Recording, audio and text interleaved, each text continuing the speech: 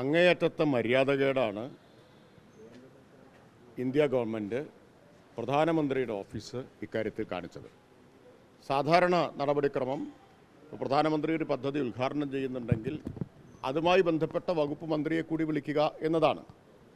അപ്പോൾ ഇവിടെ പൊതുമരാമത്ത് വകുപ്പ് മന്ത്രി ശ്രീ മുഹമ്മദ് റിയാസിനെ ഈ പരിപാടിയിൽ നിന്ന് ഒഴിവാക്കിയത് അദ്ദേഹത്തോടോ സംസ്ഥാന സർക്കാരിനോടോ മാത്രമുള്ള മര്യാദകേടല്ല, കേരളത്തോടുള്ള വെല്ലുവിളിയാണ്. കേരളത്തെ ആകെ അപമാനിച്ചിരിക്കുകയാണ്.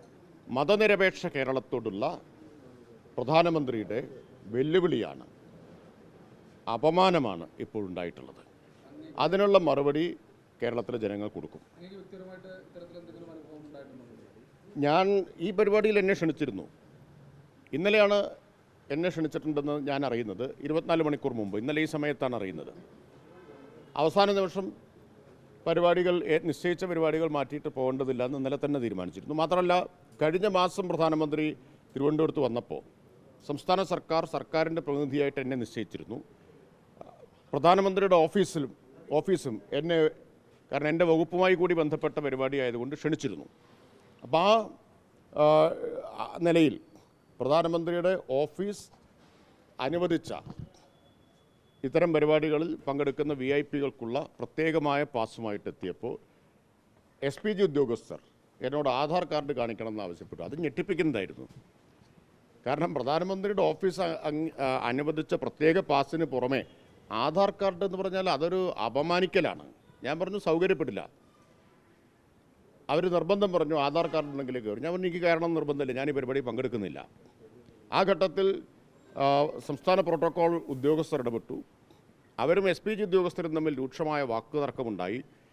ഞാൻ പരിപാടി ബഹിഷ്കരിക്കുകയാണ് എന്ന് പറഞ്ഞ് തിരിഞ്ഞു നടന്നു. അപ്പോൾ പ്രോട്ടോക്കോൾ ഉദ്യോഗസ്ഥരും പറഞ്ഞു മന്ത്രി ബഹിഷ്കരിക്കുകയാണെങ്കിൽ ഞങ്ങളെല്ലാം ബഹിഷ്കരിക്കും എന്ന് പറഞ്ഞ് അവസാനമാണ് ഗത്യന്തരമില്ലാതെ SPG, ഞാൻ കാറിൽ കയറുമെന്ന ഘട്ടമായപ്പോഴാണ് SPG ഉദ്യോഗസ്ഥർ പിന്നാലെ എത്തി ആധാർ കാർഡ് കാണിക്കണമെന്ന വ്യവസ്ഥ ഉപേക്ഷിക്കുന്നത്. അന്ന് അതൊരു വലിയ രാഷ്ട്രീയ വിവാദമാക്കി മാറ്റണ്ട എന്നതുകൊണ്ടാണ് പിന്നീട് ഞാനിതിനെക്കുറിച്ചൊന്നും പറയരുത്. പക്ഷേ ചില മാധ്യമങ്ങളത് വാർത്ത കൊടുത്തിരുന്നു. എന്നോട് ചോദിച്ചവരോട് ഞാൻ അക്കാര്യം പറയുകയും ചെയ്തതാണ്. ഇതാണ് സമീപനം. അതുകൊണ്ട് അതിനൊന്നും നിന്നു കൊടുക്കാൻ സൗകര്യമില്ല എന്നതുകൊണ്ട് ഇന്നലെ തന്നെ ഞാൻ തീരുമാനിച്ചിരുന്നു ഞാനിതിന് പോകുന്നില്ല എന്നത്. നമുക്ക് ഒരുപാട് പരിപാടികൾ മണ്ഡലത്തിലുണ്ട്, ധാരാളം പരിപാടികളുണ്ട്. അതെല്ലാം കളഞ്ഞ് ഇതുപോലുള്ള അസംബന്ധങ്ങൾക്ക് നിന്നു കൊടുക്കാൻ സൗകര്യപ്പെടില്ല എന്നതുകൊണ്ടാണ് ഞാൻ നേരത്തെ തന്നെ തീരുമാനിച്ചത്. ഇത് ഇടുങ്ങിയ രാഷ്ട്രീയം, ഇതാണ് BJP മനസ്സിലാക്കണം.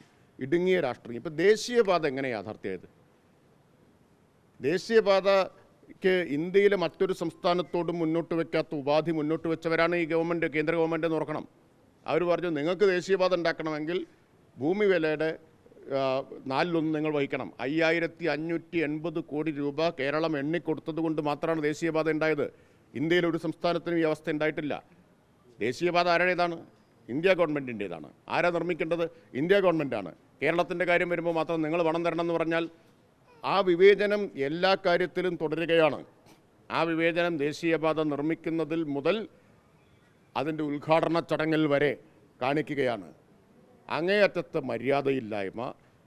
BJPയുടെ രാഷ്ട്രീയ സംസ്കാരം എന്താണ് എന്ന് ഒരിക്കൽ കൂടി മലയാളികൾക്ക് മനസ്സിലായി. പൊതുമരാമത്ത് മന്ത്രി പങ്കെടുക്കാത്ത ചടങ്ങിൽ BJP നേതാക്കളുടെ സാന്നിധ്യം കൊണ്ട് ശ്രദ്ധേയമാണ് എന്നുള്ളത് കൂടെ.